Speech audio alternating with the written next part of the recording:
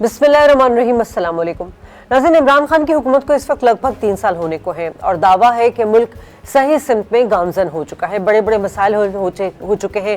पाकिस्तान को तमाम बड़े बहरानों से निकाल दिया गया है। पाकिस्तान के मुख्तलिफ इंडस्ट्रीज़ में, जिसमें कंस्ट्रक्शन, ज़राअत और सर्विसेज सेक्टर है, उसमें तरक्की हुई है।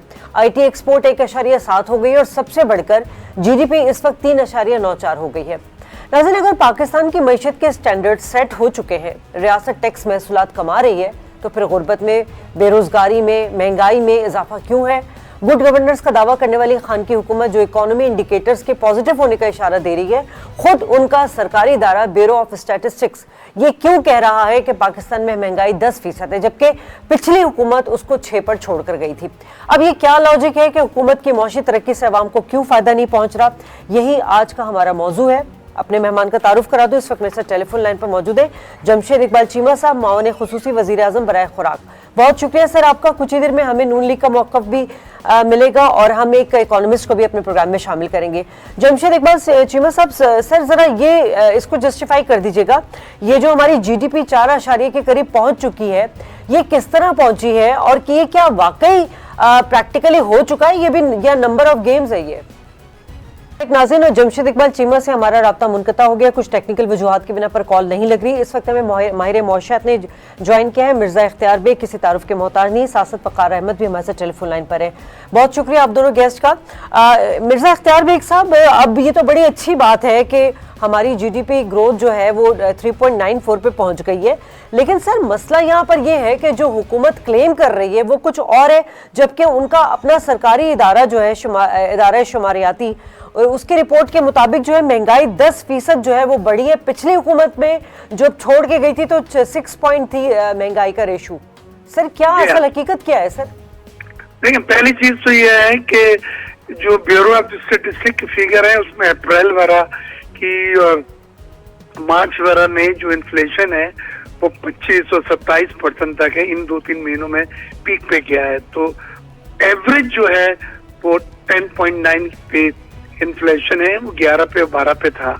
तो ये महंगाई बहुत बड़ी एक परसेंटेज है जो एक आम आदमी, बल्कि सुपरपोश आदमी भी बर्दाश्त नहीं कर सकता है। चीजें जो बड़ी हैं कि मुर्गी 60% कीमत बढ़ गई है, या बीफ की कीमत जो है 100% बढ़ गई है, फ्लोर की कीमत 100% बढ़ गई है, एडिबल ऑयल खाने के खुर्दुनी तेल जो होता है उसकी 80% बढ़ गई है। तो ये चीजें कभी अनप्रेसिडेंटेड, इतना कभी महंगाई इस तेज रफ्तारी से नहीं आई थी।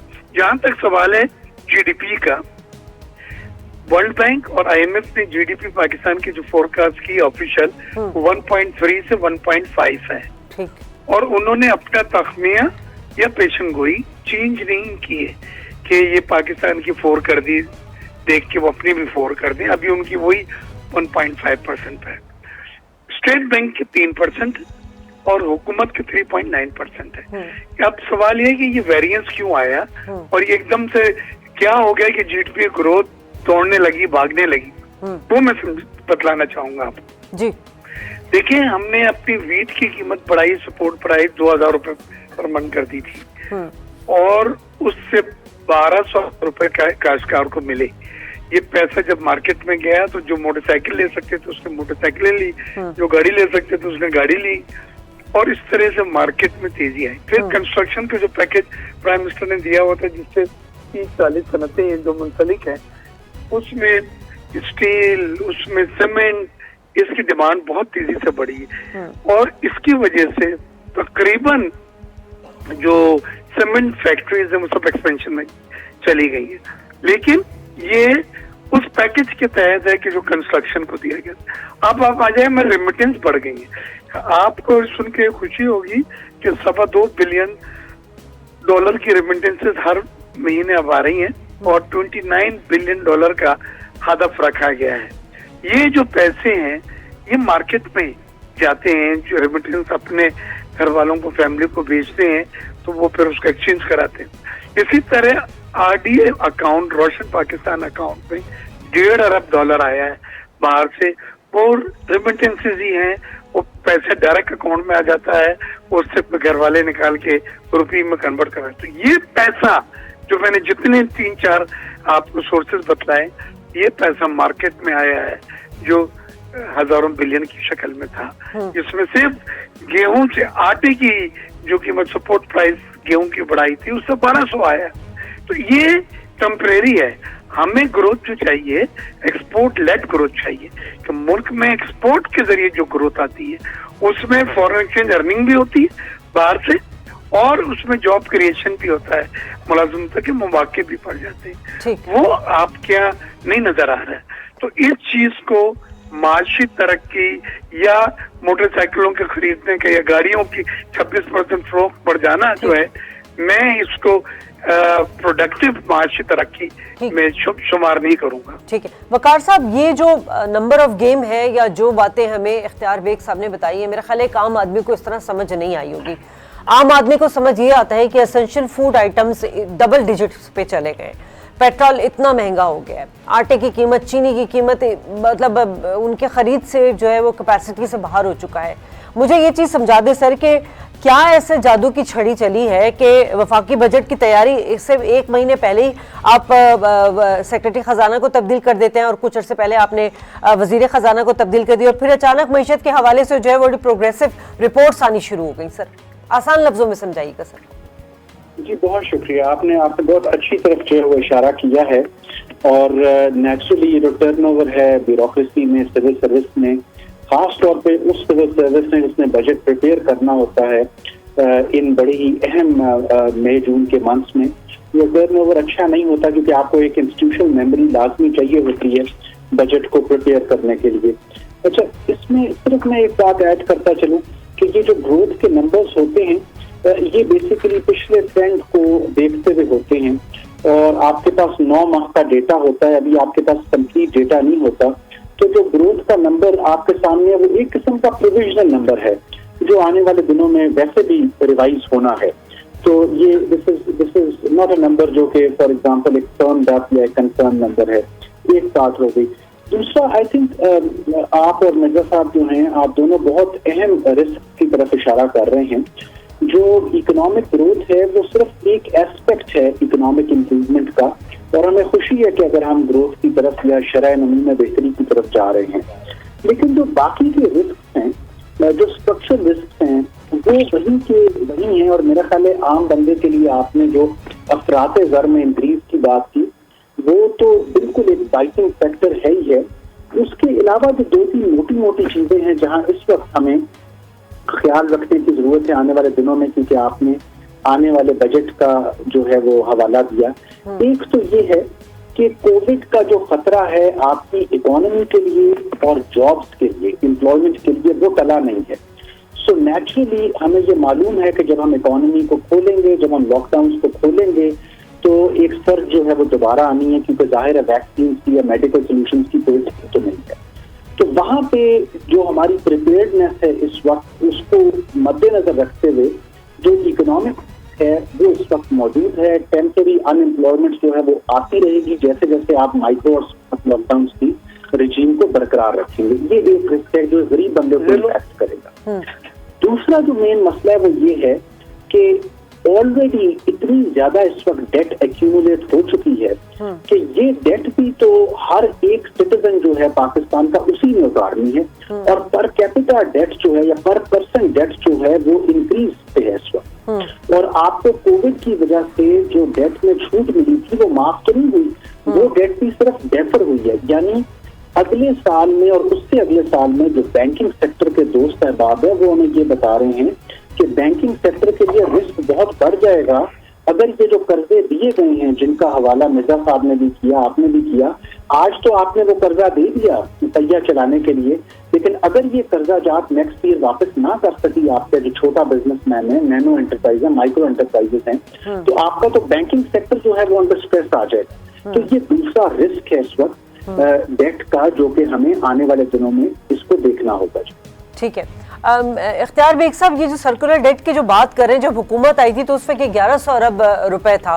इस वक्त जो बता रही है वो 2.5 ट्रिलियन पर खड़ा है हमारा सर्कुलर डेट। इसका मतलब है कि कर्जा लिया गया है सर मजीद, और 1000 दिन में अगर फिगर निकाला जाए तो 1400 अरब का इजाफा हुआ है। तो ये इमरान खान साहब तो हुकूमत में आने से पहले कहते थे कि 30,000 अरब रुपए का कर्जा लिया नून लीग की हुकूमत ने। सर इनको क्या मजबूरी पड़ी फिर ये IMF के पास भी चले गए, कहते थे मैं खुदकुशी कर लूंगा, IMF के पास नहीं जाऊंगा, लेकिन मजबूरी उनको जाना पड़ा।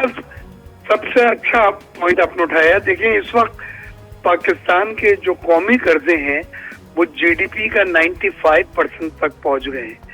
ये हमारा जो एक कानून है ज्यादा से ज्यादा कर्जे लेने की हद वो बतलाता है कि GDP 60% से ज्यादा आप नहीं जा सकते। तो हमने अपने कानून को जो पार्लियामेंट का है वो तोड़ा है और हम 60% की हद क्रॉस करके 70 हुआ, 80 हुआ, 85 हुआ, 90 पे हम पहुंच गए। तो ये अलार्मिंग हद है, इसको अनसस्टेनेबल कहते हैं। यानी अदायगी के वक्त पे मुश्किलात बहुत ज्यादा होंगी। ये नए कर्जे ले रहे हैं पुराने कर्जे अदा करने के लिए, लेकिन सूद की मद में इन्होंने 3125 अरब रुपए दिए। अब आपको मैं एक मिसाल देता हूँ कि जो रेवेन्यू का टोटल कलेक्शन है अभी जो हुआ है FBR ने 4143 अरब किया है और ज्यादा से ज्यादा जो साल के आखिर में ये 4900 हो जाएगा। 4900 में 3125 आपने सूद की रकम अदा कर दी। तो ये तो आपके जो टोटल रेवेन्यू पाकिस्तान का है उसको मेजर अब आप सूद में देने लगे। तो एक तो ये चीज है मेरी 116 बिलियन डॉलर के कर्जे पहुंच गए जो पाकिस्तान की तारीख में अनप्रेसिडेंटेड है और मुझे ये अनसस्टेनेबल लग रहा है। दूसरी चीज सर्कुलर डेट 2480 अरब रुपए। ये सर्कुलर डेट जो है ये कर्जा नहीं है, ये इन्होंने पेमेंटें नहीं की है। अच्छा। डिस्कोस की, हाँ, ये IPPs की पेमेंटें नहीं की है और इसकी जो रफ्तार है बढ़ने की 2400 अरब, ये IMF ने इनको वार्न कर दिया है कि आप इसको रिड्यूस करें और बिजली की कीमत बढ़ाएं 7%, उससे आपको 1000 अरब रुपए मिलेंगे और वो 1000 अरब से आप ये सर्कुलर डेट फौरन कम करें और एक सरचार्ज 10% लगाएं, सर्कुलर डेट सरचार्ज, जिससे जो पैसे मिलेंगे उससे सर्कुलर डेट, क्योंकि सबसे ज्यादा तशवीश जो IMF को है सर्कुलर डेट की है।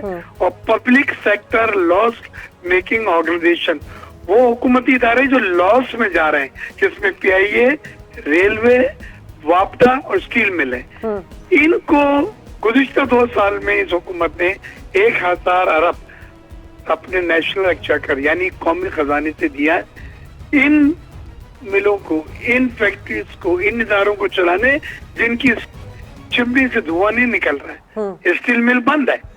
तो ये इन्होंने वादा किया था जब आए थे। पहली स्पीच आप उठा लें जो आपकी थी वजीर खजाना की कि हम इन इदारों को निजकारी कर रहे हैं, हम कौमियत पे बोझ नहीं बनने देंगे, हम इसकी रिस्ट्रक्चरिंग कर रहे हैं और इसकी हम प्राइवेटाइजेशन कर देंगे। आज 3 साल हो गए, प्राइवेटाइजेशन तो नहीं हुई, पिछले 2 सालों में 1000 अरब रुपए छोंक दिए गए।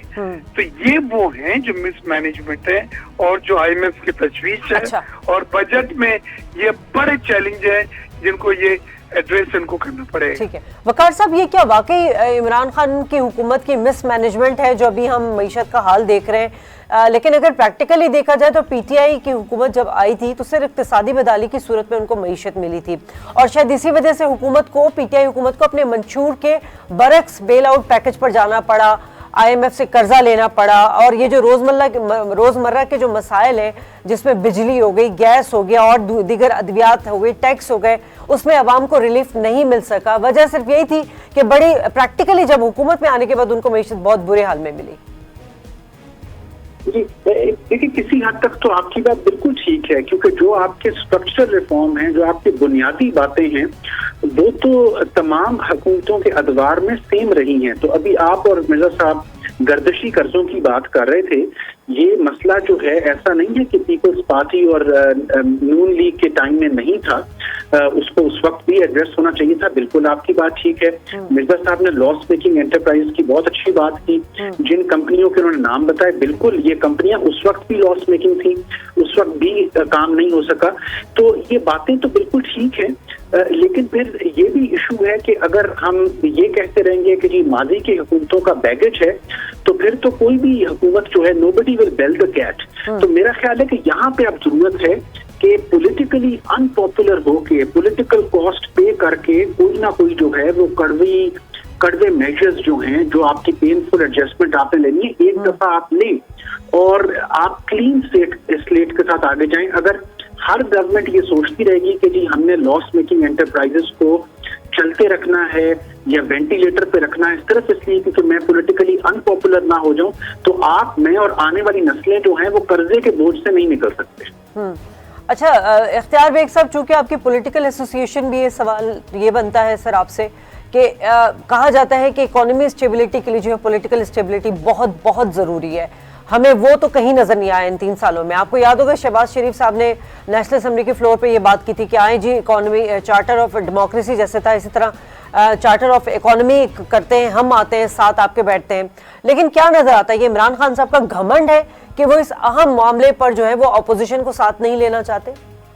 देखिए, आपने 3 सालों में बड़े वाज़ेह तौर पे देखा है कि इमरान साहब ने अपोजिशन को कहीं पे भी अहम मसले पे ऑन बोर्ड लेके चलने की कोशिश नहीं की। ये इस हुकूमत का माइंड सेट है कि they don't care for position, और वो कहते हैं जो कुछ कर लें हमें कुछ नहीं होना, हमें नहीं फिक्र। ये एटीट्यूड गलत है। आप जो नेशनल इश्यूज बड़े हैं उनके ऊपर आप कॉन्फिडेंस में ले अपना पोजीशन को, और कन्विंस और गेट कन्विंस की बुनियाद के ऊपर उन चीजों को जो नेशनल इंटरेस्ट की हैं हल करें। जो आप, मुझे तो नहीं नजर आया, मैं बिल्कुल आराम से ये बात आपसे कह सकता हूँ। हालांकि शहबाज शरीफ साहब ने बिल्कुल ये कहा था चार्टर ऑफ इकोनॉमी के लिए, उस पर फिर आगे की पहल नहीं, मजाक के तौर पे, लाइटली तौर पे उसको लेके बात खत्म कर दी गई। अब भी मैं कहता हूँ कि हमें 2-3 चीजें ऐसी हैं जिसमें पोजीशन को साथ लेके चलना चाहिए। एक हमारा जीएसपी, यूरोपियन यूनियन 57 ममालिक ने जो हमको, 27 ममालिक जीएसटी प्लस जो में ड्यूटी फ्री एग्रीमेंट किया हुआ है, उसको जीएसपी प्लस कहते हैं। जी। उसकी उन्होंने ह्यूमन राइट्स की बुनियाद पे रिव्यू पे डाल दिया है। क्या पाकिस्तान को हमें देना चाहिए ड्यूटी फ्री इमारत या नहीं, और इंडिया पीछे लगा है वो विड्रॉ करवा ले किसी तरह से। इसमें हमने बड़ा काम किया जब मैं एडवाइजर होता था प्राइम मिनिस्टर का, गिलानी साहब के वक्त से ये इसमें बहुत काम हुआ। तो मैं चाहता हूँ एक तो उस पर पोजीशन को लेके डेलीगेशन जाए, यूरोपियन यूनियन में मिले, चौधरी सरवर साहब का सर रसूख है, मेरे रजाक साहब से भी बात हो रही थी इसको कहे। दूसरे FATF हमारी इंशाल्लाह जुलाई में आखिरी मीटिंग है, या हम ग्रे लिस्ट से ब्लैक लिस्ट में वो कर दिया या हम ग्रे लिस्ट से निकल गए। अब ये जो ह्यूमन राइट्स का इन्होंने जो सोचा छोड़ा है इंडिया ने और ये बदनाम कर रहा है, मुझे डर है इसका असर FATF पे भी पड़ेगा। तो हमारे लिए ये भी जरूरी है कि हम तमाम उन मेंबरान को जो FATF के वोटिंग जिनका राइट है उनको क्लैरिफाई करें कि नहीं हमारे मुल्क में कोई ऐसी ह्यूमन राइट्स की खिलाफ वर्जियां नहीं हो रही हैं। 2 चीजें तो ये बहुत जरूरी है कि अगर ये पाकिस्तान के हाथ से चली गई फिर ये 10-15 साल तक अब भूल जाए, इससे कुछ नहीं, दोबारा हमें ये इमारत मिल सकेगी। इसी तरह आपने यहाँ तक ये देखा है कि ये जो बिजनेस कम्युनिटी के साथ एमनेस्टी दी गई थी वो उसके ऊपर इन्होंने जून 2021 तक की डेट दी है कंस्ट्रक्शन वालों को। आप उनके साथ बैठे, प्राइवेट सेक्टर की आप बैठे अपोजिशन के साथ और IMF के साथ प्रोग्राम नजरसानी करें। IMF ने रोका हुआ कि जी आप नहीं कर सकते मजीद ये बिजली और गैस की कीमतों के मराहत। IMF ने मना करा कि 1000 अरब रुपए आप बिजली की कीमतें बढ़ा के दे। IMF ने 26% ग्रोथ, लेकिन वजीर खजाना तो अभी कह रहे हैं कि हम अब IMF वजीर खजाना की मैं नजरखानी करना चाहता हूँ, लेकिन इसमें अगर आप प्राइवेट सेक्टर और अपोजिशन को लेके IMF को अप्रोच कराएं, एक बार हम पहले क्यों आप एक इकोनॉमिस्ट हैं, लाजमी सी बात है मुलाकातें होती रहती होंगी प्राइम मिनिस्टर से। वकार साहब, तो क्यों इमरान खान साहब कंसीडर नहीं करते, क्यों ऑन बोर्ड नहीं लेते ऑपोजिशन को? इतने बड़े बड़े इकोनॉमिस्ट हमारे पास है, बिजनेसमैन है, वो आइडियाज दे रहे हैं, वो पाकिस्तान को स्टेबल करना चाहते हैं। वजह क्या है, आपको क्या नजर आता है सर वकार साहब? जी, 2-3 जो मोटी मोटी बातें, लेकिन एक तो ये है कि वजीर आजम ने इसमें कोई डाउट नहीं, आप बिल्कुल कह रही है, कंसल्टेटिव स्टांस रखा है और इकोनॉमिक एडवाइजरी काउंसिल भी बहुत ही ब्रॉड बेस्ड है, बहुत ही जय्यद और बहुत अच्छे लोग उसके अंदर हैं, इकोनॉमिस्ट भी हैं, अकाउंटेंट्स भी हैं। लेकिन बहरहाल वो एडवाइजरी रोल के अंदर हैं और उनकी एडवाइस को अमली जामा पहनाने के लिए एक बहुत ही केपेबल सिविल सर्विस की जरूरत है। और यहाँ पे मेरा पहला पॉइंट है कि अभी तक पीटीआई की वो एक कंड्यूसिव रिलेशनशिप जो अपनी सिविल सर्विस के साथ होनी चाहिए थी, वो आई होप कि आने वाले दिनों में इम्प्रूव हो सकेगी। लेकिन आपने अपने इब्तदाइये में ही कह दिया कि सेक्रेटरी खजाना का इस टाइम चले जाना जो है वो probably that is not good system of implementing reforms. आपने एफबीआर के 4-5 आपने हेड्स चेंज होते देख लिए हैं पिछले 2.5 साल के अंदर। तो ये अगर आपकी इसी टीम में, इसी सिविल सर्विस में, ये तो नहीं चेंज होने वाली, इसी सिविल सर्विस में अगर इम्प्लीमेंट करना है रिफॉर्म प्रोसेस को, तो आपकी और सिविल सर्विस की रिलेशनशिप को इम्प्रूव होना होगा और आपको एक दूसरे को समझना होगा सिविल सर्विस की भी क्या कैपेसिटी है इम्प्लीमेंट करने की। जहां कैपेसिटी डेफिसिट्स हैं वो पूरे किए जाएं।